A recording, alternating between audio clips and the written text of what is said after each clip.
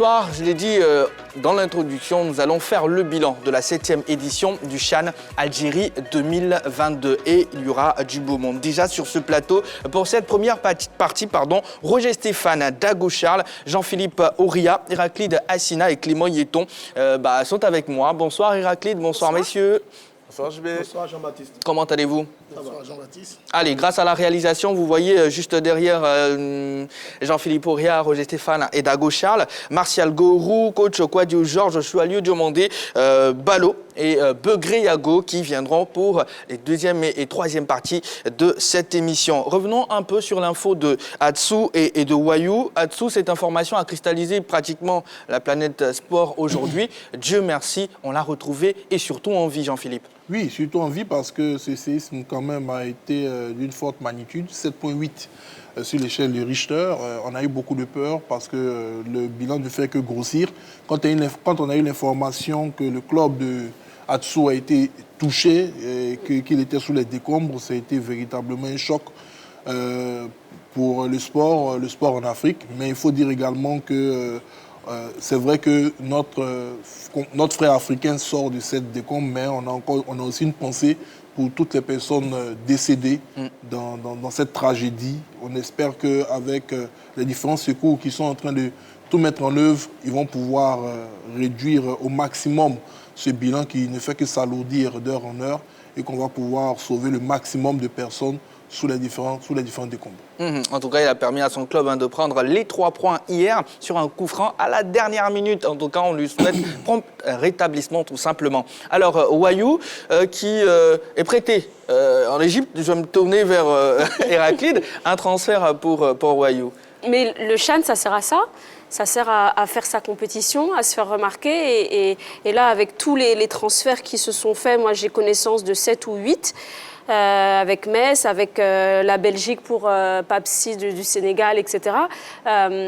C'était la suite logique. Après, moi, système de prêt, c'est toujours un petit peu délicat parce qu'on se dit qu'après le prêt, est-ce qu'ils vont le garder, est-ce qu'ils ne vont pas le garder? Mais en tout cas, ça va lui permettre de faire ses preuves à l'international. Et je lui souhaite en tout cas de signer un contrat définitif, que ce soit avec Cléopatra ou d'autres équipes après. Allez, vu que nous sommes ici pour faire en même temps le bilan, et si on mettait le pied dans le plat avec le point des transferts que vous avez? Alors moi j'ai Kolouana qui a fait un très beau transfert qui va au MC Alger. Ça a été d'ailleurs le premier transfert qui a été public pendant la compétition. Kendoussi qui s'en va à Lali. Lamine Camara qui va au FC Metz, qui est la suite logique puisqu'il est à Génération Foot. Wayou donc à Cléopatra. Ousmane Diouf qui s'en va au Soudan à Al Hilal.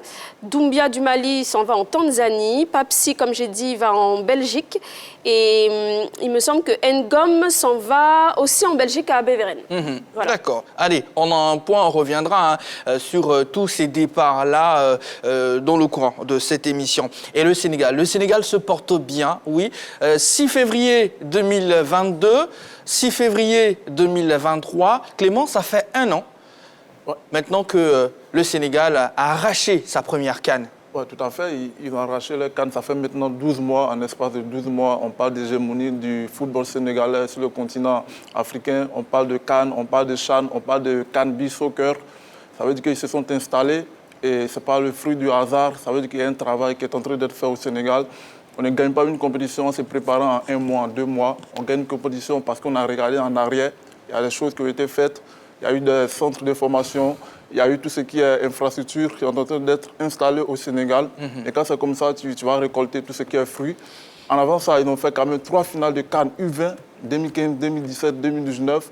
Ils ont fait finale de CAN en 2019 qu'ils vont perdre. Et là, CAN 2021, CHAN 2023. Donc bravo à eux. Quand tu travailles, voilà, il n'y a que la victoire qui arrive. C'est ça. Merci beaucoup Clément qui peint très bien le tableau de la forme du Sénégal. CHAN 2022, vainqueur du CHAN. Le Sénégal a-t-il mérité son premier sacre? Filons tout droit vers Algérie 2022 au quotidien.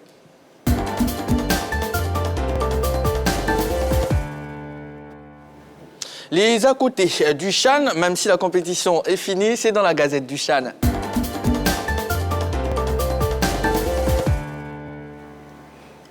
Accueil présidentiel pour les vainqueurs du CHAN 2022. Tout juste après leur victoire à la finale du CHAN, le sélectionneur Pape Thiaw et ses poulains ont regagné aussitôt Dakar hier dimanche par un vol spécial. L'accueil était de taille à l'aéroport Léopold Sédar Senghor. Les héros d'Alger ont ensuite pris la direction du palais présidentiel où ils ont été reçus par le président de la République Macky Sall avec comme bonus une prime de 10 millions de francs CFA chacun et un terrain de 500 mètres carrés. Sadio Mané félicite les Lions locaux. Sadio Mané n'a pas caché sa joie après le sacre des Lions locaux à la 7e édition du CHAN face à l'Algérie, 5-4 au tir au but. Tout le peuple sénégalais est fier de votre parcours. Vous avez été héroïque et à tous les niveaux. Bravo pour ce sacre continental. Félicitations à l'encadrement technique et à tous les supporters, a-t-il posté sur les réseaux sociaux. Le message de Bouguera après l'échec. C'est un sélectionneur visiblement abattu et déçu qui s'est exprimé sur la finale manquée de ses joueurs. Majid Bouguera ne perd cependant pas espoir quant à un avenir radieux du football algérien. Mais selon lui, il en faut plus pour atteindre les sommets. Même avec de beaux stades, le football algérien n'évoluera pas tant qu'il n'y aura pas de centre de formation. J'espère que ce CHAN éveillera les consciences, a insisté l'homme de 40 ans. Voilà, c'est tout pour la Gazette du CHAN. Un petit commentaire sur les infos que je viens de donner. Sadio Mané qui félicite ses jeunes frères, coéquipiers, peut-être pour certains. Mais ça montre bien que oui, en ce moment, c'est le Sénégal qui règne un peu sur le football africain, mais ce n'est pas fortuit. Moi, je me souviens que dans les années 80, il y avait une formidable génération de joueurs sénégalais avec les Jules Bocandé, avec Cheikh, la CAN 88. Ensuite, des années plus tard, on a eu une autre superbe génération de 2000 et 2002, celle conduite par Ladji Diouf et autres Aliou Cissé. Et puis des années plus tard, on a la génération de Sadio Mané. Donc c'est un football qui, depuis de nombreuses années, était un peu dans l'ombre, dans l'antichambre. Maintenant, c'est l'heure de l'éclosion. Résultat certainement dû à des centres de formation qui, pour la plupart, sont nés entre 2000 et 2003. Tous ces garçons formés sont aujourd'hui à maturité et avec le talent qu'ils ont, eh bien, ils gagnent pour le Sénégal. C'est une suite logique, vraiment bravo à Sadio Mané qui est toujours là aussi, très proche de son football. On connaît ce garçon qui aime bien son pays, qui le montre à chaque fois. Bravo au chef de l'État qui les a réussi. 10 millions, c'est pas mal. Terrain de 500 mètres carrés, c'est pas mal. Bravo au Sénégal qui est en train de vraiment dominer le continent sur ces dernières années en matière de football. Allez, Begriago, le président qui les reçoit, c'est vraiment c'est quelque chose de magique, j'imagine, qu'un joueur peut vivre. Oui, Dago Charles. Ah d'accord, j'ai cru entendre Begriago. Pardon. Il est dans la tribune. Dago Charles. C'est vrai, ça fait toujours plaisir non seulement de gagner d'abord pour soi-même, ça fait toujours plaisir non seulement de gagner pour soi, parce que ce que beaucoup ignorent, c'est qu'ils pensent qu'on gagne nécessairement pour les autres. C'est déjà un grand plaisir pour le footballeur de haut niveau de gagner le trophée pour lui-même, pour sa notoriété personnelle, ensuite pour sa famille, ses amis et après pour toute la nation. Maintenant, après, quand on est reçu par le président de la République, c'est un honneur, parce que ce n'est pas tout le monde qui a la chance d'être reçu au palais. Et donc, franchement, bravo à ces Sénégalais-là, qui nous ont réconciliés avec ce beau football-là. Allez, sur la sortie de Majid Bouguera, sélectionneur des Fenech Aprime, Jean-Philippe. C'est assez surprenant ce qu'il dit parce que quand même en Algérie, ils ont des clubs assez structurés. Et venir se plaindre qu'il n'y a pas de centre de formation dans ces clubs, je suis quand même surpris quand on voit à peu près la qualité des joueurs dont regorge un pays comme l'Algérie. C'est un véritable vivier de footballeurs. On le voit en France même, avec ces nombreux jeunes Algériens qui pullulent dans les centres de formation. C'est vrai que bon, ils sont natifs souvent de la France, mais ils ont cette filiation très forte avec ce pays. Donc, il vient mettre à nu un véritable problème qui concerne ce football, qui a les moyens, ça il faut le dire clairement, qui a les moyens de pouvoir se doter de ces centres.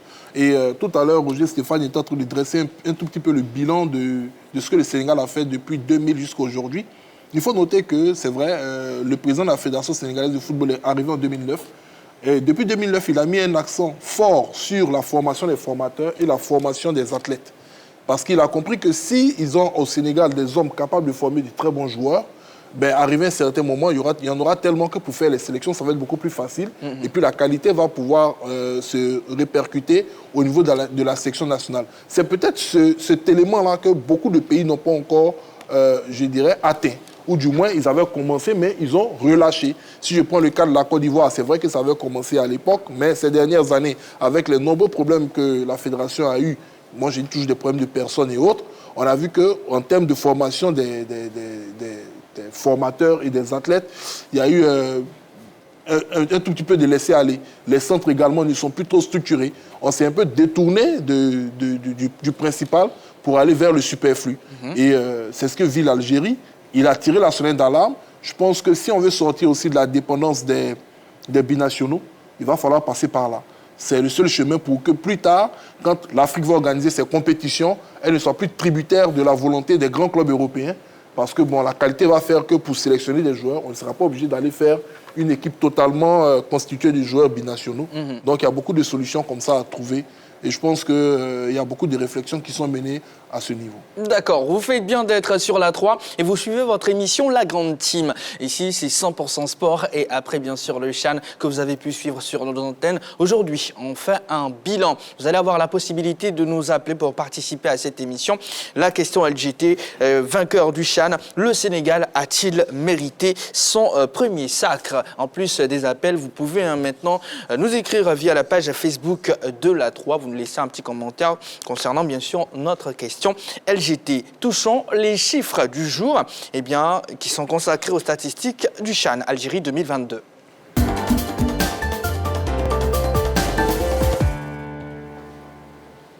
Beaucoup de chiffres pour vous aujourd'hui. 55, on va commencer par 55, donc 55 buts en 29 matchs au CHAN, soit une moyenne de 1,9 buts par match. 40 buteurs différents et 4 autogols. Au niveau du nombre de victoires, on a 22. Au niveau du nombre, bien sûr, d'un messieurs, regard du nombre de buts marqués et de victoires, êtes-vous satisfait du jeu produit, Héraclide? Bon, après avoir vu toute la compétition, je veux dire oui, parce que j'ai vécu une belle compétition, mais après, c'était pas... Quand vous avez l'Algérie, pays hôte, qui gagne tous ses matchs avec un but, c'est pas terrible, quoi. C'est limite, pour moi en tout cas. Après, il y a des équipes comme le Soudan, la Libye, la Mauritanie, où fallait pas s'attendre non plus à ce qui soit extraordinaire. Non, je pense que c'est louable, c'est jouable avec ce qu'ils ont fait, le travail qu'ils ont fait. Est-ce qu'ils auraient pu faire plus? Je ne suis pas si sûre que ça. Mais est-ce que le nombre de buts dénote aussi de la qualité du jeu produit, messieurs? Ben oui. Allez-y. Moi, je dirais ben oui, clairement, parce qu'une moyenne d'1,9 buts par rencontre, ce n'est pas très élevé pour ce genre de compétition. Cela dénote qu'on a eu quand même des scores qui frôlaient pratiquement soit 1-0 ou 1-0-0. Mais bon, je pense que on pouvait faire mieux, concrètement, on pouvait faire mieux. J'estime que le football, c'est vrai, c'est un sport qui appelle un certain équilibre entre l'attaque et la défense. Mais comme on le dit, on joue surtout pour gagner. Pour gagner, il faut marquer des buts. Et le football, ça doit être le spectacle. Donc, c'est vrai, on ne s'ennuie pas énormément devant une rencontre où il y a beaucoup de buts. Mais on peut s'ennuyer devant une rencontre où il n'y en a pas, même s'il y a quand même du suspense.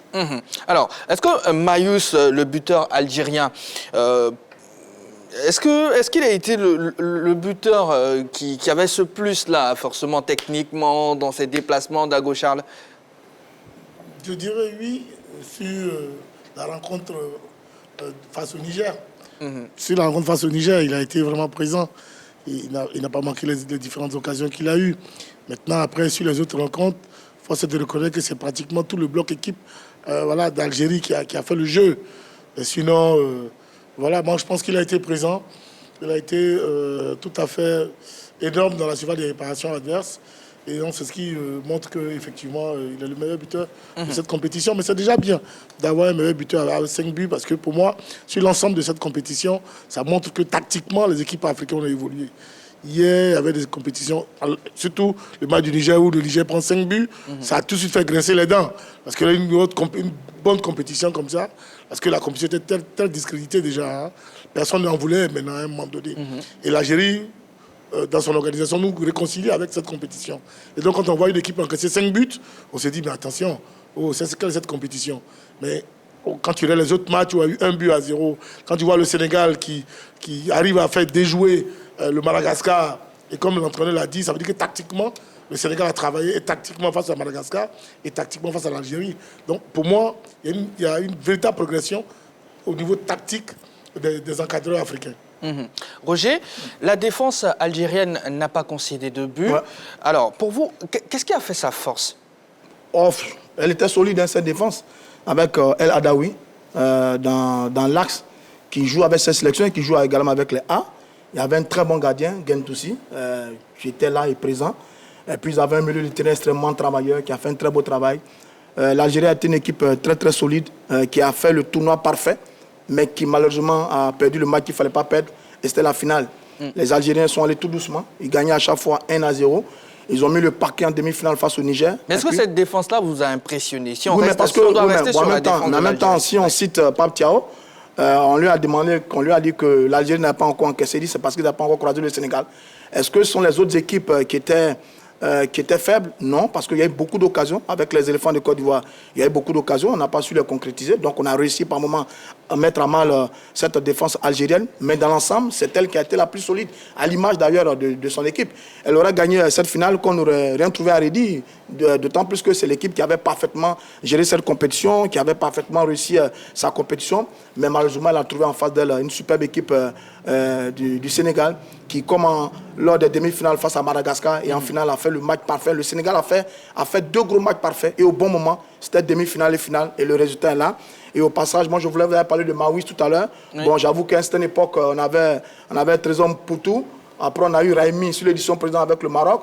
Bon, j'avoue que moi, c'est Lamine Camara, le joueur sénégalais qui m'a impressionné tout au long de ce tournoi. Il a été, je crois, 3 fois le meilleur joueur du match. 4 fois. Il a été 4 fois le meilleur joueur du match. Il a été le meilleur joueur du tour principal.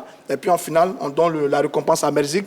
Je trouve qu'il y a un peu d'injustice. Lamine Camara, pour moi, a été vraiment le meilleur joueur de cette compétition. D'accord. Et en même temps, on a votre avis concernant cette désignation, juste après le tournoi. Clément, je me tourne vers vous. Est-ce que vous partagez cette désignation de Oussem Mrezik, qui arrive comme meilleur joueur, justement, de cette compétition? Non, je ne pense pas. Je ne suis pas d'accord parce que quand tu prends en termes d'impact sur une sélection dans cette compétition-là, on parle clairement de Lamine Camara, le joueur de Génération Foot. Comme l'a dit Héraclite, qui va à Metz bientôt parce qu'il y a ce partenariat entre Génération Foot et puis le FC Metz. Quand tu prends dans sa projection, dans sa manière d'organiser, dans sa manière d'attaquer tout ce qui est demi-espace, le jeune homme, il est tellement intelligent. Et quand il arrive à se mettre en mouvement, quand il arrive à trouver ces petits espaces-là dans le milieu des sélections adverses, il fait clairement jouer cette sélection sénégalaise-là. Il est tellement intelligent. Allez voir ses palettes, ses vidéos, dans tout ce qui est mouvement. On se demande s'il a véritablement du 9 ans dans tout ce qu'il fait comme projection de jeu, comme action de jeu. C'est la qualité, c'est le haut niveau. Et on parle d'un gros potentiel. Peut-être que ça sera le futur milieu de la sélection sénégalaise. Pour moi, il méritait clairement ce prix-là. Après, on sait que c'est le pays organisateur qui est là. Voilà, il y a une finale qui est perdue déjà. Il ne faut pas trop piquer le pays organisateur. On va donner à Mezrig. Mezrig, moi, il m'a déçu pendant cette compétition-là. J'attendais beaucoup de lui. Avec Kendoussi également, qui était le meilleur buteur du championnat algérien qui va au Al-Ali d'Égypte. Donc moi, j'attendais beaucoup de ces 2 garçons-là. Il ne m'a pas convaincu. Je ne sais pas sur quoi on s'est basé pour donner le meilleur joueur à Mezrig. Lamine Camara, c'était quand même de l'art. C'était quand même un garçon qui était qu'il était dans le top 3. Ouais, tout à fait, il était dans le top 3. Quand tu termines, sur 6 matchs, il a fait pratiquement tous les 6 matchs avec le Sénégal. Quand tu termines 4 fois homme du match sur 6 rencontres, voilà, ça veut dire que tu n'étais pas là par le fruit de hasard, tu n'es pas là quand même, tu mérites clairement ce prix-là. Après, comme je le dis, on a vu ça durant les compétitions internationales où on doit donner le meilleur joueur à celui qui le mérite, on va donner à d'autres personnes. On a vu au Mondial en Afrique du Sud avec Messi et autres. Donc je pense qu'on n'est pas étonné, ce n'est pas la première fois. Ça peut être de la compensation. Allez, c'est vrai, c'est l'avis de Clément Yéton, mais après aussi le Sénégal était en passe de tout rafler. Le Sénégal remporte la compétition, c'est la meilleure équipe fair play. Le Sénégal a le meilleur gardien aussi derrière. Le meilleur joueur, je crois. Quel est votre avis sur ça? Sur le fait que... C'est mérité. C'est mérité? C'est mérité. Allez, oui. Tellement mérité. Meilleur entraîneur, meilleur joueur.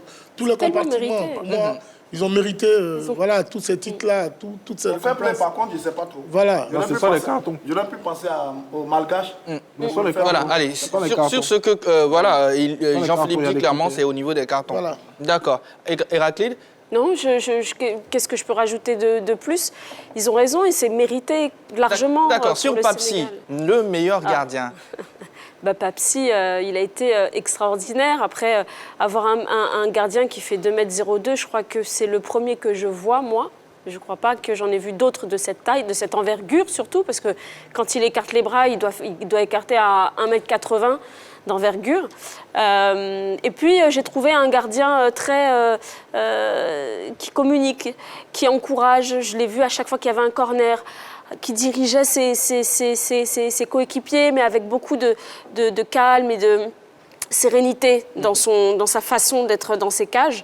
Je suis très contente qu'il parte en Belgique à Seringue et je lui souhaite vraiment une très très belle carrière. Allez, voici ce qu'on pouvait dire sur les stats de ce CHAN-là. Devant les 40 000 spectateurs du stade Nelson Mandela d'Alger, acquis à la cause des Fennecs d'Algérie, a prime bien sûr, le Sénégal a remporté le CHAN 2022. C'était la 7e édition, son premier sacre dans la compétition. On fait le point dans cette vidéo qui plante le décor du fait du jour.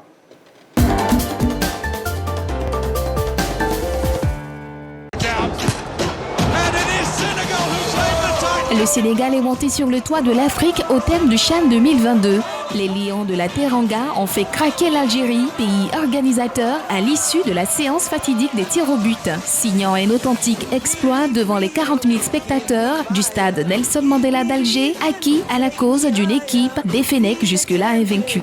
La défaite en phase de poule face à l'Ouganda n'aura donc été qu'un faux pas pour les poulains du sélectionneur Pape Diao. Ceux-ci ont dû non seulement faire preuve d'un mental extraordinaire, mais aussi rester fidèles à leur jeu basé sur la discipline tactique et la solidité défensive pour s'imposer dans ce chaudron.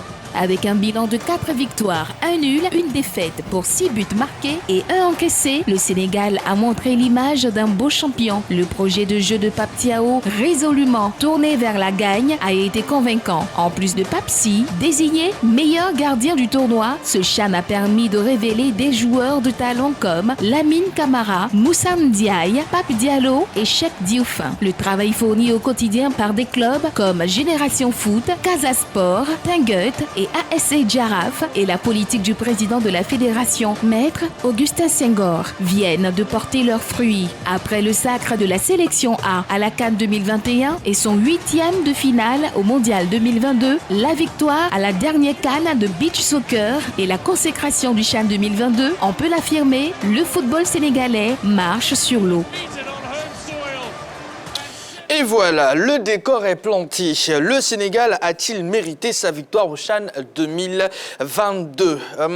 Jean-Philippe Auria, vous avez égaré l'ardoise que je vous ai donnée, malheureusement. Malheureusement.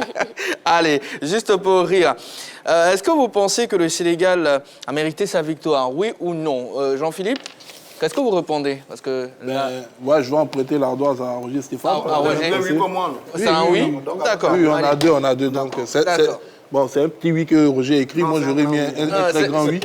Un oui plus grand que ça. Mais il faut dire clairement que, franchement, c'est un pays qui nous a impressionnés. Sur le premier match face à la Côte d'Ivoire, déjà, on les avait sentis bien en place tactiquement. C'est vrai que par chauvinisme, étant donné qu'en Côte d'Ivoire, on déteste perdre, surtout face à un pays de la zone UFOA, de la zone CEDEAO, on avait mal pris cette défaite. Mais après, au fil de la compétition, on s'est rendu compte que c'est une équipe qui méritait véritablement de se retrouver là où elle était. Elle est pleine de maîtrise. C'est vrai que même face à l'Ouganda, elle a perdu ce match parce que bon, les Ougandais ont su bloquer les couloirs. Ils ont été vraiment très présents défensivement. Ils ont eu la chance d'ouvrir la marque et ils ont mis après le bus. Face à la RDC, une fois ils ont fini de remporter ce troisième match 3-0, ils se sont complètement relâchés sur la suite de la compétition. Franchement, il n'y a pas de grand reproche à faire à cette formation.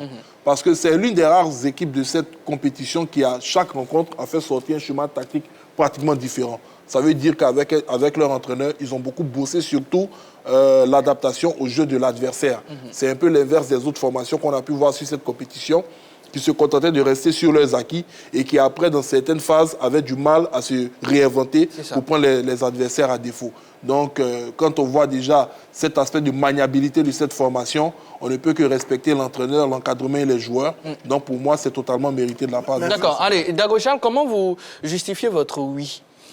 Oui, effectivement.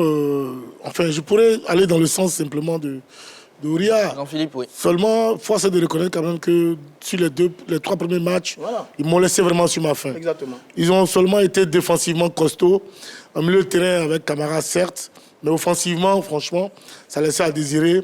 Jusqu'à ce qu'on arrive au quart de finale où, OK, ils sont montés un peu d'un cran.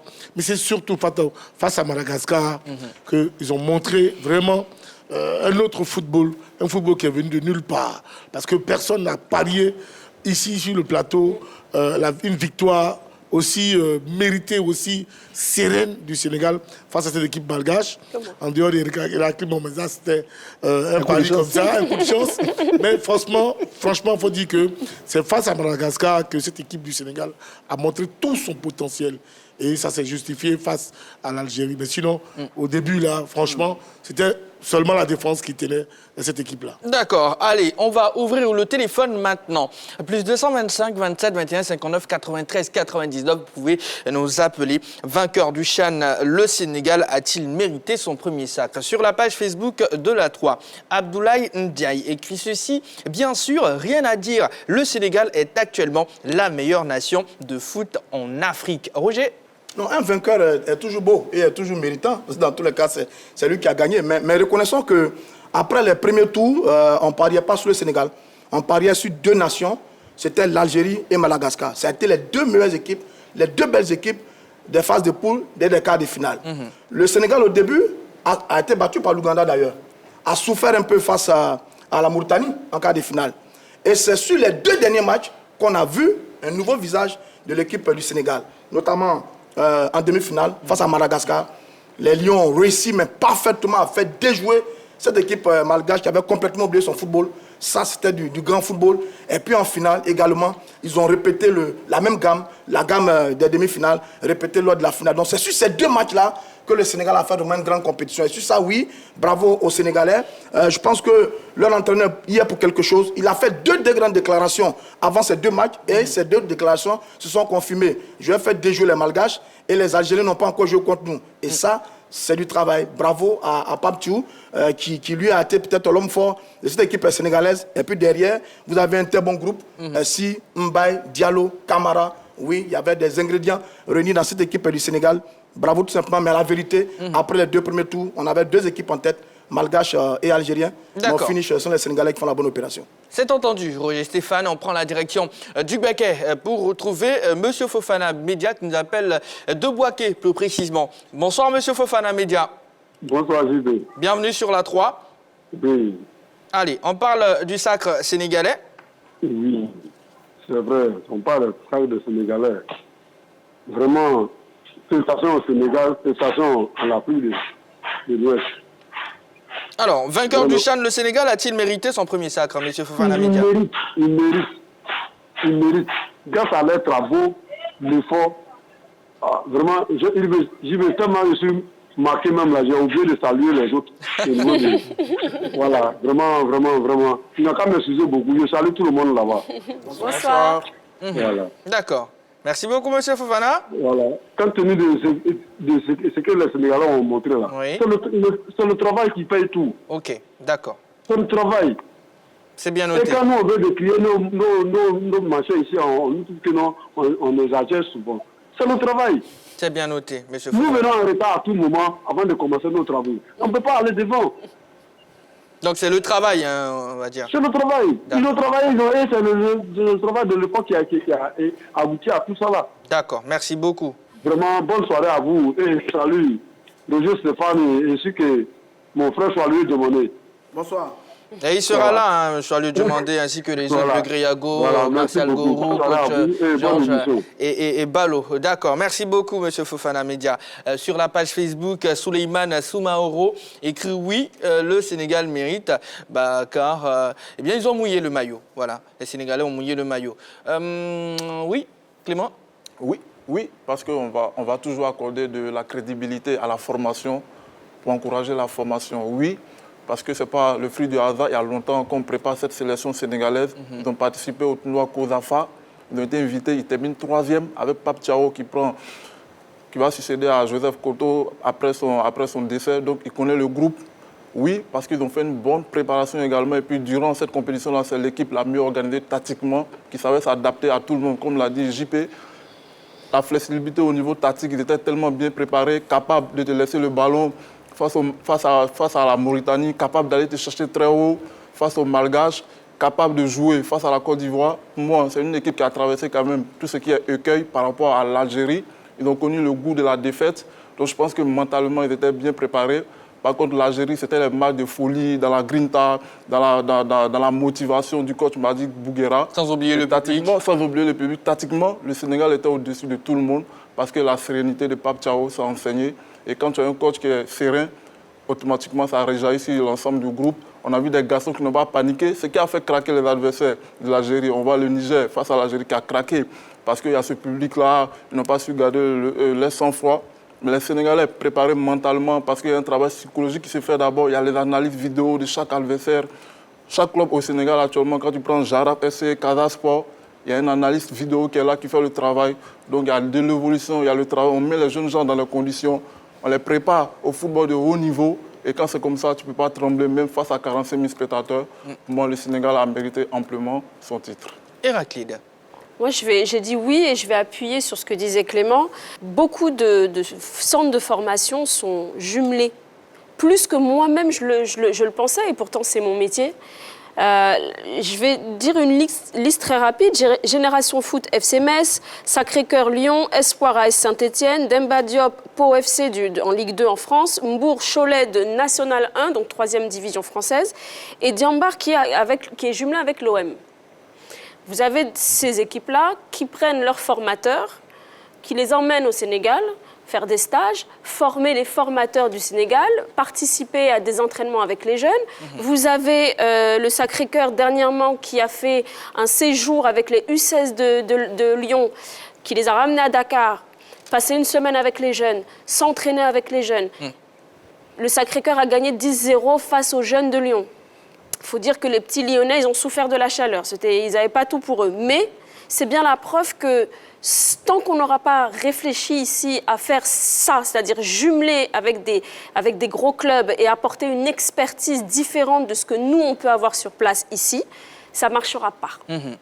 Ça ne marchera pas parce qu'on est en 2023 et qu'on ne peut plus gérer des clubs comme on gérait des clubs à l'époque où il y avait les 2 grandes équipes historiques qui jouaient au Félicia. C'est plus possible. Aujourd'hui, des clubs ici en Côte d'Ivoire n'ont même pas d'analystes pour faire des vidéos avec leurs joueurs. Moi, j'ai des joueurs, si je les emmène en France, ils sont incapables de comprendre ce qu'un analyste va leur dire. Un plan tactique, ils ne savent même pas le lire. Là, on met les jeunes là-bas au Sénégal en condition pour qu'en fait, ils fassent une vraie progression de carrière. On les met dans les conditions médicales. Dès qu'il y a un bobo, on le soigne. Nous, on en est encore à dire qu'il faut prendre paracétamol. Et puis, il faut faire la sieste. D'accord. C'est pas possible. Il y a du chemin. C'est pas possible. Il faut vraiment là qu'on se dise qu'on a la possibilité, on a les professionnels qu'il faut ici. On peut, dans 5-10 ans, arriver au niveau du Sénégal ici. Parce que c'est du travail de longue haleine. Nous, on aime bien avoir tous les résultats tout de suite, sauf que ce n'est pas possible. C'est bien noté. Merci beaucoup, Héraclide. On va prendre la direction de Sipilou pour retrouver M. Diomandé Mamadou. Bonsoir, M. Diomandé Mamadou. Comment ça va, le grand JB? Ça va bien, et vous-même? Le moral est très, très, très au service de la 3. Et on commence à retrouver la voix. Ça va, grâce à vos prières.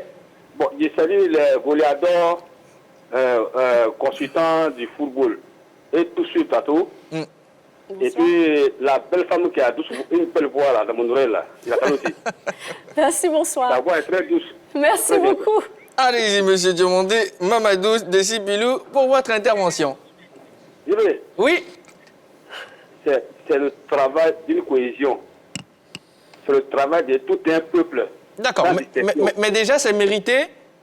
C'est tellement mérité.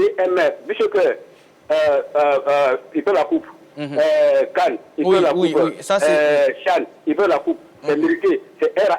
C'est ça qu'on m'attend. D'accord. C'est ça interpeller les Ivoiriens. Pour dire, quand on fait une cohésion autour d'une chose là, il n'y a rien. Dieu m'accorde le bonheur. Mais ici, il y a la division tellement que, vraiment, Dieu n'est plus prêt pour nous aider. Mais le Sénégal, là, c'est la cohésion, l'ensemble, tout un peu. Quand il y a les compétitions, tout le peuple se mobilise, tout le peuple comme un seul homme autour de l'équipe. Donc, ils ont mérité. D'accord. La 3, toujours meilleur, on est ensemble. Bonne émission, j'y vais et santé la paix du cœur. Merci beaucoup, monsieur Diomandé Mamadou, qui nous appelle chaque soir pratiquement de Sipilou. Allez, madame, messieurs, ici sur ce plateau, le Sénégal est vainqueur donc, de la CAN passée, vainqueur également de la CAN Beach Soccer, et là, il y a 48 heures, vainqueur du CHAN, 8e de finale au mondial passé, et participation à la CAN féminine.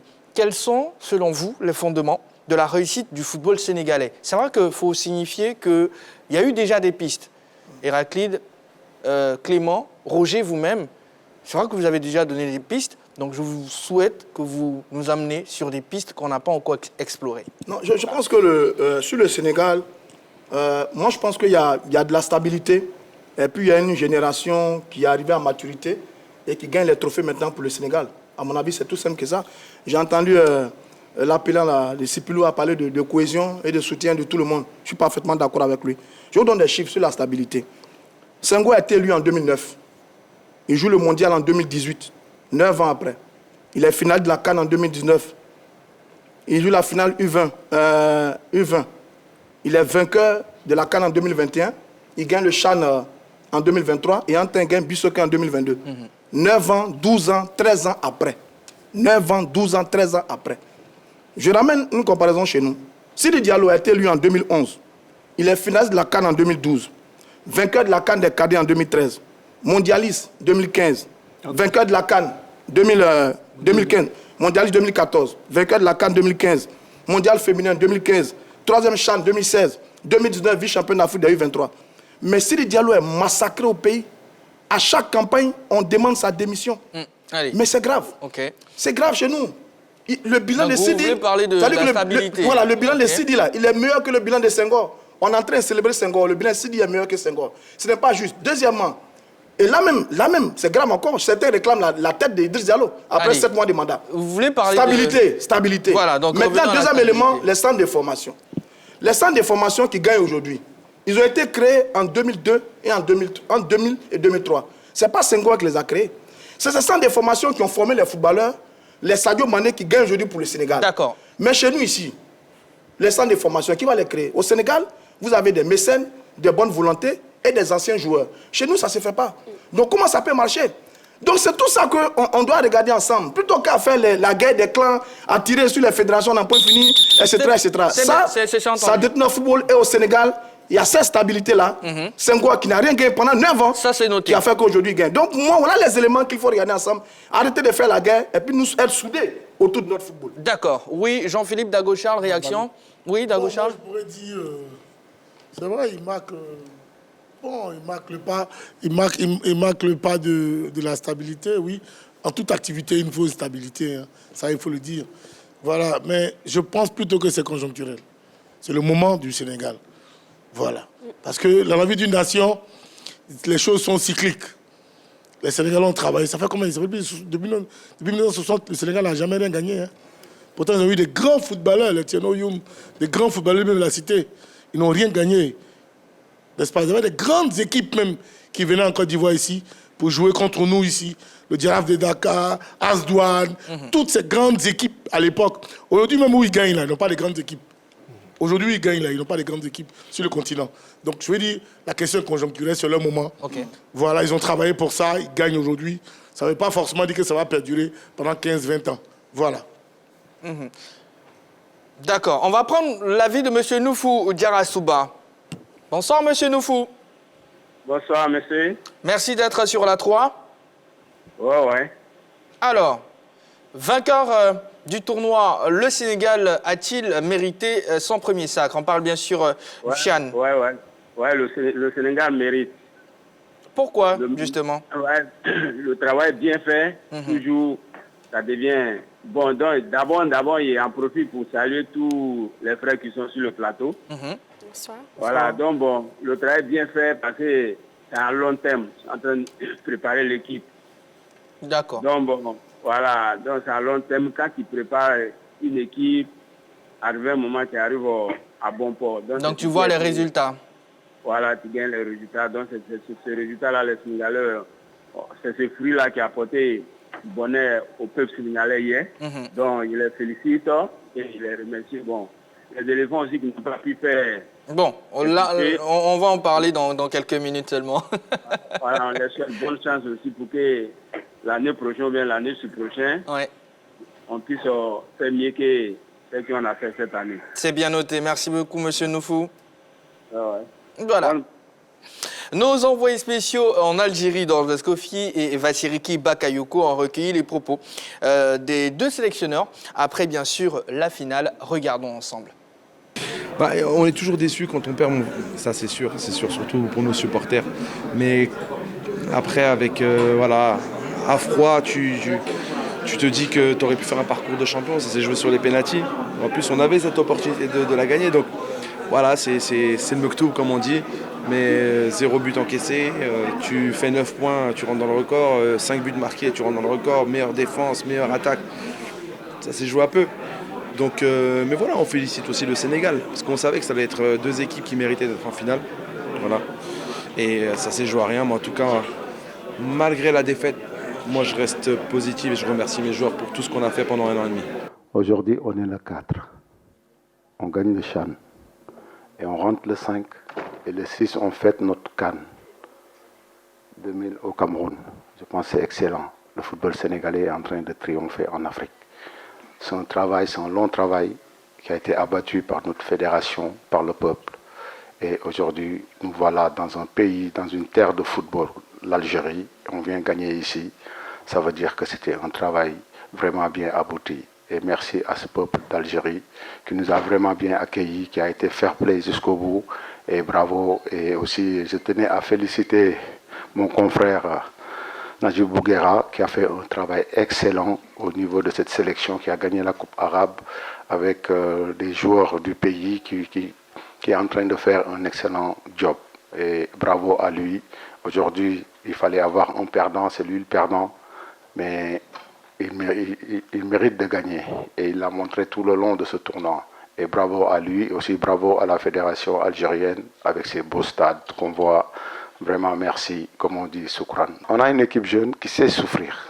Donc parfois dans des matchs comme ça, on jouait devant une très bonne équipe d'Algérie qui n'a pas pris de but, qui a marqué beaucoup de buts dans ce tournoi. Mais nous, on était vraiment prêts à souffrir parce qu'on voulait rendre fier notre pays. Donc faire le dos rond, il est bien contré. Et aussi si on regarde sur ce match, je pense qu'ils ont frappé 1 fois ou voire 2 fois au but. Donc je pense que ces gamins, ils ont montré des preuves de caractère. Et c'est ça qui nous a fait grandir et arriver jusque là aujourd'hui, vainqueur de ce trophée. Et bravo à ces gamins. Merci coach. Voilà, 2 réactions captées par nos envoyés spéciaux Georges Escoffier et Vassiriki Bakayoko. Héraclide, alors ce sacre sénégalais avec Pape Thiaw à la tête des Lions à prime, n'est-il pas un autre sacre, une autre victoire des techniciens locaux ? Bien sûr, mais c'est carrément la victoire des techniciens locaux, parce qu'on parle de joueurs au niveau local, donc forcément, c'est tout le travail que parce que tous les joueurs qui étaient dans l'équipe du Sénégal sortent d'académies et de centres de formation, même s'ils jouent aussi le championnat sénégalais. Donc là, c'est toute la formation même qui gagne là. C'est vraiment tout ce qu'ils ont construit toutes ces années. Et je vais prendre les propos de Moussa Kamara de l'Institut Diambar, le directeur technique, qui dit que le premier objectif des centres de formation au Sénégal, c'est de placer des joueurs en Europe. On forme pour vendre. Et ce qu'on gagne, on le réinvestit pour nos enfants.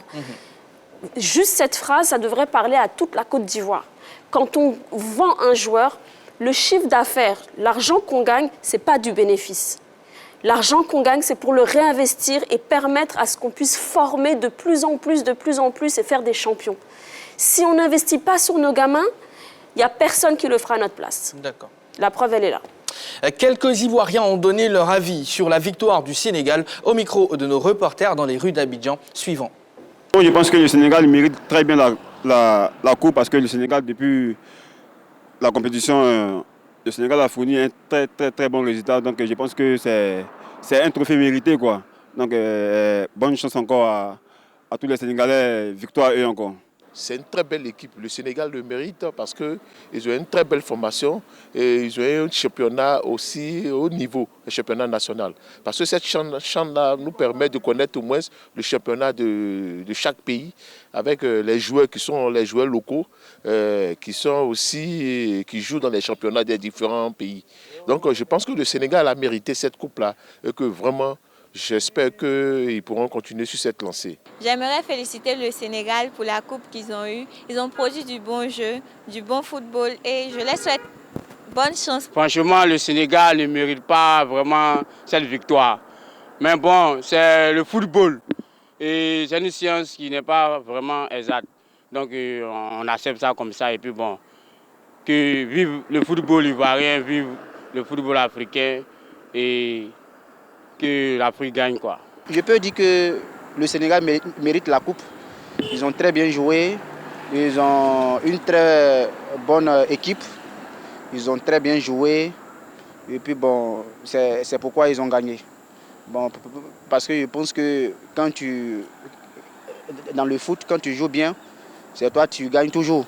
Voilà, ils ont bien joué et puis bon, ils ont rapporté la coupe. Allez, une deuxième équipe se prépare. On va marquer une courte pause. Héraclide, Clément, Roger Stéphane, Dago Charles, Jean-Philippe Auria, merci beaucoup. Vous ne partez pas, vous restez juste pour nous soutenir. Allez, on marque une pause, on revient juste après avec une nouvelle équipe pour continuer ce bilan de ce CHAN Algérie 2022.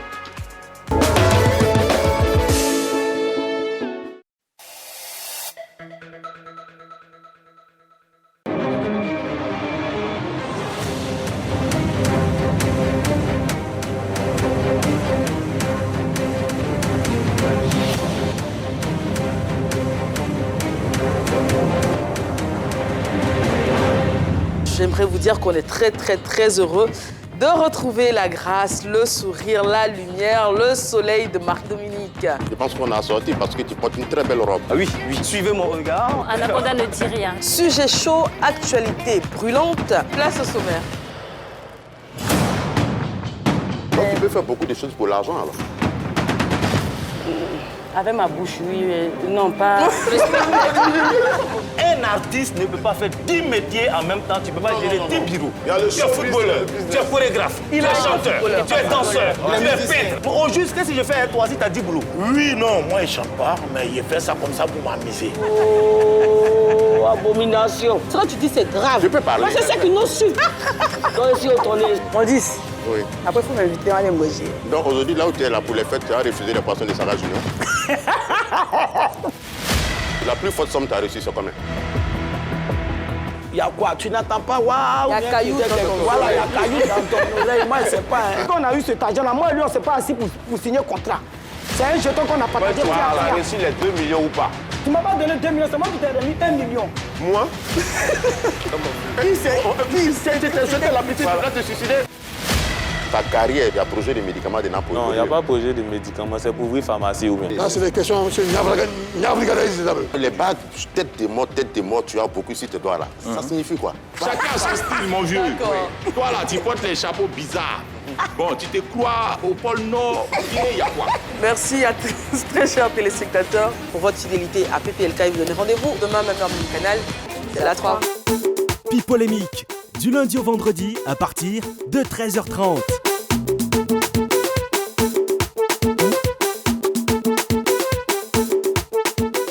Les 3.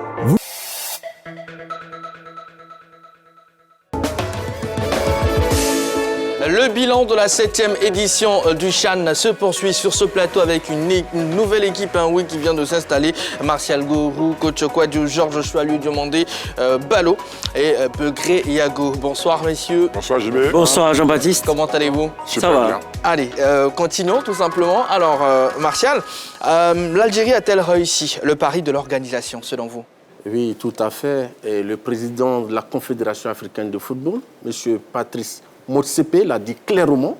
il a dit que l'Algérie avait parfaitement réussi sa compétition. Et El Hadj Diouf, l'ancienne star de Lions de la Teranga, a dit que l'Algérie pouvait même organiser un mondial. Donc c'est dire qu'au niveau technique et au niveau du public, l'aspect populaire de la compétition, je pense que les ingrédients étaient réunis pour dire que l'Algérie a réussi sa compétition. D'accord. Choalou Diomandé, peut-on dire que le CHAN a franchi un nouveau palier avec cette 7e édition en Algérie? Oui, absolument. Parce que quand tu regardes, quand tu écoutes même le président de la Confédération africaine de football, il te dira que c'est la plus belle édition depuis la création du CHAN. Et puis, quand tu observes aussi les infrastructures, les stades, les hôtels qui sont aux standards internationaux, aujourd'hui, cette équipe, ce pays, l'Algérie, est capable d'organiser une Coupe du Monde. Et au-delà de ça, la réalisation télé. Et quand tu regardes les efforts qui ont été faits en termes de réalisation des matchs, je donne un exemple comme ça, la réalisation télé aux standards internationaux, il y avait 29 caméras utilisées pour la diffusion des matchs, contre 24 pour la Coupe d'Afrique des Nations au Cameroun. Donc pour vous dire déjà que vous voyez le palier qui a été franchi en termes de diffusion, parce que lorsque les matchs sont bien diffusés, les sponsors arrivent. Et quand les sponsors arrivent, ça permet de donner beaucoup d'argent en termes de primes aux équipes qui participent à la compétition. Donc on peut le dire, l'édition de 2022 a franchi un autre palier en termes de modernisation du CHAN. Et bravo à la Confédération africaine de football. D'accord. Balo, est-ce que vous avez relevé tout de même des flops à votre niveau? Des flops, oui, en ce qui concerne les premiers matchs, en ce qui concerne les matchs de groupe, hormis le match de l'Algérie, c'est vrai que l'engouement populaire n'était pas très au rendez-vous. Donc on va dire qu'au niveau de l'engouement populaire, on est monté crescendo pendant la seconde partie de la compétition. Donc je pense que c'est le petit bémol, le tout petit bémol qu'on peut relever. Sinon, effectivement, dans l'ensemble, c'est une grande réussite, clairement, en termes d'infrastructures. C'est vrai que les infrastructures sont déjà installées en ce qui concerne les pays du Nord, mais il faut toujours le souligner. Mais il faut souligner aussi qu'il n'y a pas eu de couac, il n'y a pas eu d'incident regrettable hors stade en ce qui concerne les populations. Donc, c'est quelque chose à noter. Il faut dire qu'en ce qui concerne l'engouement populaire, ça concernait tout le monde parce que dans les images, on a vu même des enfants se déplacer dans les tribunes. Donc, c'était une grande fête, effectivement. Alors, Begré, coach, est-ce que là, l'Algérie engrange des points clairement pour l'organisation de la CAN prochaine? Parce qu'on sait tous que pour ce pays-là, c'est le prochain challenge. En tout cas, ils veulent vivement organiser cette CAN-là. Quand on voit, oui, c'est vrai que ce pays-là a les arguments, les atouts au niveau touristique, au niveau infrastructurel pour organiser une CAN. Pour moi, je pense que ce pays-là a les moyens, a les hommes, a tout ce bagage-là que demande l'organisation d'une CAN. Je suis allé dans ce pays-là, on a vu cette immensité, mais surtout cette qualité des hôtels aussi. Je pense que ce pays a les moyens, a les infrastructures, a les hommes pour organiser une CAN de grande qualité. Coach, quelque chose à ajouter? Je pense que l'Algérie a organisé ce CHAN pour pouvoir organiser la CAN. Et c'est bien fait. On a vu, comme tout le monde le dit ici, les infrastructures, les routes, les hôtels et autres, tout était bien fait. Et même sur le terrain, comme en dehors du terrain, ils ont essayé de pouvoir épater tout le monde. Et ils l'ont réussi. Alors, touchons maintenant la Côte d'Ivoire et bien sûr les leçons de ce CHAN, ce qu'on peut tirer comme leçon tout simplement. Et je vous emmène la première question, M. Choalou Diomandé. Quelle leçon la Côte d'Ivoire doit tirer de ce CHAN, aussi bien au plan sportif qu'au plan organisationnel? Écoutez, sur le plan sportif, c'est le travail. Il faut se mettre au travail. Seul le travail paye. Parce que depuis samedi, on entend beaucoup de choses sur les centres de formation, sur les académies. Mais en Côte d'Ivoire, il y a des centres de formation, il y a des académies. Partout en Côte d'Ivoire. La Côte d'Ivoire était le pays même précurseur avec l'académie Mimo Civcom. C'était le modèle. Et toutes ces nations sont venues à Abidjan copier l'exemple de l'académie Mimo Civcom. Mais le vrai problème en Côte d'Ivoire, c'est qu'il faut que les jeunes jouent. Il faut organiser les jeunes. Il faut organiser les centres de formation. Il faut organiser des compétitions de jeunes. Ça a commencé déjà chez les U20 avec la fédération. Donc, c'est de faire jouer les jeunes. Tu vois, c'est vrai, il faut créer des centres. Mais tu crées des centres quand les jeunes ne jouent pas, ça ne sert à rien. Parce que quand les jeunes jouent, quand ça joue, les centres de formation jouent, les entraîneurs, ils ont la possibilité d'avoir un vivier, d'aller détecter des jeunes talents. Mais partout, ça joue. Au Sénégal, ça joue. Au Mali, ça joue. Georges est là. L'exemple de Herba Kondo. Parce que quand on parle du Mali, on parle de Jean-Marc Guyou. Mais il n'y a pas que Jean-Marc Guyou. Là-bas, il y a le Djoliba de Bamako qui a un très bon centre. Le Red de Bamako qui a un très bon centre de formation. Il y a la compétition de jeunes. Donc, il faut revenir au jeu. Il faut faire jouer les jeunes. Tant qu'on ne jouera pas, même si on construit des milliers de centres d'académies, de centres de formation, ça va servir à rien. Faisons jouer les jeunes, on va voir dans 5 ans, 6 ans ce que ça va donner. Bogriago, c'est comme ça qu'on pourra avoir une équipe compétitive? Non, c'est vrai, c'est pas faux, mais je dis, il y a une réalité aussi. Il faut comprendre que ça a quand même joué en Côte d'Ivoire. Cette génération qui gagne la Coupe du Monde et la Coupe d'Afrique cadette, c'est parce qu'elle joue aussi sur l'eau. C'est vrai, c'est vrai que c'est pas continuel, parce qu'il y a trop de problèmes au niveau de la fédération. D'où le souci de stabilité. Mais bien sûr, et je suis d'accord. Il faut savoir qu'aujourd'hui, c'est vrai, le jeune doit jouer. Donc cette génération a su jouer. Laissons le temps aux fédérations de travailler, mais de comprendre que ce football-là est fait pour les footballeurs. Quand vous prenez l'exemple extraordinaire de cette équipe marocaine qui ne vient pas au CHAN. C'est une jeunesse qui est privée de son métier, ce qui n'est pas normal parce que c'est parce qu'ils font les politiques. Donc c'est vrai, organisons notre football, organisons le football ivoirien, il y a de la qualité, il y a un vivier extraordinaire. Le meilleur pour moi en Afrique, il n'y a pas un vivier aussi extraordinaire que la Côte d'Ivoire. Le Sénégal a commencé à gagner, est-ce que le Sénégal aura cette hégémonie comme l'a fait la Côte d'Ivoire sur 10 ans? C'est une grande question qu'il faut se poser. La Côte d'Ivoire a encore les arguments, les hommes. Il faut la gestion des hommes, il faut la gestion des académies, la gestion de la fédération, de tout le monde sportif pour mettre à cette Côte d'Ivoire-là de continuer de briller. Parce que moi, je crois en cette Côte d'Ivoire.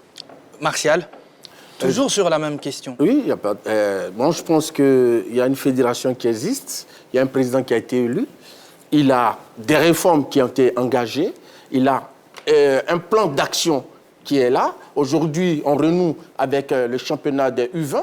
Et j'ai appris que les autres championnats vont suivre jusqu'au championnat de U13. Okay. Il y a un directeur technique qui est quand même outillé, qui a gagné une compétition majeure, l'Euro 2019 avec la France. D'accord, mais si on doit revenir aux leçons que la Côte d'Ivoire doit tirer justement de ce CHAN qui vient de s'achever. Oui, mais je pense que la Côte d'Ivoire a été éliminée au plan sportif en quart de finale. On n'est pas allé au bout de la compétition. Et il y a des éliminatoires du prochain CHAN qui vont commencer en juin. Et le président de la fédération a donné les directives. Je pense que les techniciens vont s'atteler à trouver d'autres talents lors de la deuxième phase des championnats locaux, donc pour pouvoir s'ajouter à l'existant. Et je crois que la Côte d'Ivoire va se mettre vraiment dans un cheminement pour pouvoir faire mieux que l'édition précédente. Coach, allez. Comment on peut, au-delà de tout ce qui a été dit, on a l'impression que c'est une pièce de puzzle, il faut mettre les choses à leur place pour remonter tranquillement ce puzzle-là? Vous avez déjà tiré la conclusion, c'est qu'il faut travailler. Mais travailler dans une certaine organisation bien précise. La formation des cadres, c'est important de former les cadres. C'est important de former les athlètes. C'est important de former tous ceux qui sont autour du foot et aussi leur permettre de jouer. Aussi, il faut pouvoir catégoriser les centres de formation. Bon, on ne s'appelle pas centre de formation parce qu'on réunit les enfants sous un préau quelque part pour jouer, pour dire qu'on est centre de formation. Il faut essayer de catégoriser, c'est-à-dire que la SEC, par exemple, est peut-être de la catégorie A, le FC San Pedro est de la catégorie A, le FC Yamsoko est de la catégorie A, et le RCA de la catégorie A. Et puis, il y a d'autres équipes qui viennent, qui n'ont pas tout à fait les moyens et qui seront de la catégorie B et catégorie C. À partir de là, on fait un championnat de tous ceux-là, des différentes catégories, et c'est sûr que nous pourrons avoir de bonnes équipes et puis nous pourrons aller loin. Mais si on dit qu'il y a des centres de formation, ça veut dire quoi? Centres de formation. Il faut que ça soit organisé, pour ma part. D'accord. Charles Diomandé, oui, vous souhaitez rebondir là-dessus, sur la réaction du coach? Oui, parce que ce qu'il dit est fondamental, parce que quand tu regardes dans les fichiers de la fédération, il y a près de 400, 300, 400, 500 centres inscrits. Mais il faut organiser tout ça. Et ce matin, je le disais à l'heure de Tchatcha, pourquoi pas même créer un festival de centres de formation sous l'égide de la DTN, sous l'égide de la fédération, pour les faire jouer. il faut les catégoriser, il faut les organiser et il faut les faire jouer. Si on le fait, on a un vivier impressionnant en Côte d'Ivoire. Même dans ce désordre-là, on arrive à produire des joueurs. Mais si on organise tout ça, c'est qu'on va produire des talents sur des décennies. Donc, en le disant, on ne jette pas la pierre à une fédération ou à quiconque, mais on dit simplement d'organiser les centres de formation pour que nos gamins, nos jeunes frères puissent jouer réellement au football, afin que des clubs-là puissent aller recruter ces jeunes-là. Et ça va faire développer les clubs. Mais si on ne joue pas, si la jeunesse ne joue pas, s'il n'y a pas d'organisation, si, comme je dis, coach, tu vas quelque part à Tekoubé, il y a un mec là-bas qui a 5 ballons, qui réduit des gamins à 13 heures sur le soleil, il dit qu'il est centre de formation. Mais ça ne peut pas marcher. Ça fait désordre. Mais le rôle de la fédération, avec la DTN, d'organiser tout ça, de structurer tout ça et de les encourager. D'accord. Balo, sur le terrain, il y avait aussi les arbitres ivoiriens, en Algérie bien sûr. Comment vous avez trouvé leurs prestations? Oui, mais au-delà des arbitres, j'aurais aimé dire un mot aussi sur l'organisation, sur les leçons à tirer. Parce que juste un tout petit peu, juste pour rappeler qu'ils ont touché le volet organisationnel, ils ont parlé des centres de formation, mais aussi les outils qui entourent la compréhension du football. Et à ce niveau-là, on est très en retard par rapport aux pays du Nord. Au niveau des pays du Nord, ils remportent des trophées, mais ce n'est pas fortuit. On a parlé d'entrée de jeu d'analystes vidéo. Je pense que là, il faut insister là-dessus, parce que ça participe à la compréhension tactique des choses. Je pense que les Algériens qui arrivent en finale sont dotés de ces analystes vidéo-là. Et même en finale, ça se joue au tir au but. Et même les tirs au but sont décortiqués. Et au niveau des pays européens, on a cette faculté-là d'aller chercher des anciennes vidéos sur les tirs au but pour voir comment est-ce qu'on peut remporter ceci. C'était le cas de Gabaski avec l'équipe d'Égypte. Donc, en termes de probabilité... Tout à fait. Donc, au-delà de l'organisation globale du football, au-delà des centres de formation, au-delà du vivier de joueurs, il y a aussi les outils qui accompagnent le football. Donc, pour revenir à l'arbitrage, je pense qu'il a été moyen dans l'ensemble. Il y a eu des choses discutables, notamment, j'en ai déjà parlé sur ce plateau, de la coordination entre les arbitres du VAR et l'arbitre central. Et je pense que là, il y a aussi des choses à améliorer. Il faut que ce soit un peu plus fluide. Okay. Et il y a aussi le fait qu'il y a eu quelques faits de jeu discutables, notamment le carton rouge de Atoula dans le match Côte d'Ivoire-Algérie. Donc, globalement, ces moyens peuvent mieux faire en ce qui concerne l'arbitrage. D'accord. C'est vrai que Balo, vous répondez au niveau de l'arbitrage global, mais sur les arbitres ivoiriens. Il faut reconnaître que l'arbitrage ivoirien n'est pas à son meilleur niveau. C'est vrai, il n'y a plus de grands arbitres comme Senko Zeli ou John Mandel qui est le dernier en date. C'est vrai, il faut continuer de travailler parce que les arbitres ivoiriens sont pas du côté au niveau international. Pour moi, il y a de la bonne graine. C'est vrai, quand vous voyez ces arbitres ivoiriens en dehors de la Côte d'Ivoire, ils sont extraordinaires. On en parle beaucoup en bien, mais en Côte d'Ivoire, c'est beaucoup de problèmes. J'espère qu'avec cette nouvelle équipe, à Kalou à la tête, on aura des arbitres qui seront cotés au niveau international. Pour moi, c'est vraiment important. D'accord. Et Abdou Herman, l'Ivoirien, qui a fait partie du trio, qui a dirigé, bien sûr, la finale. Oui, Martial. Oui, donc, ce que je voulais dire, il faut préciser et là, on a l'illustration de l'arbitre Abdou, on a l'illustration de l'arbitre avec sa médaille. Je pense qu'il n'a pas été choisi au hasard. Et on ne lui a pas fait un cadeau en le désignant pour arbitrer la finale. C'est parce que ceux qui décident ont trouvé en lui des qualités. C'est pourquoi il a été désigné. Et ce qu'il faut noter, c'est que la CAN 2017, on a eu un arbitre ivoirien, Dembélé Denis. Et puis lors du CHAN 2018, on a eu un Ivoirien aussi, Abou Koulibaly. Et depuis lors, la Côte d'Ivoire était absente au niveau de ce genre de compétition. Donc je pense qu'aujourd'hui, ce retour doit être salué. Ça veut dire qu'il y a un travail qui commence à être fait.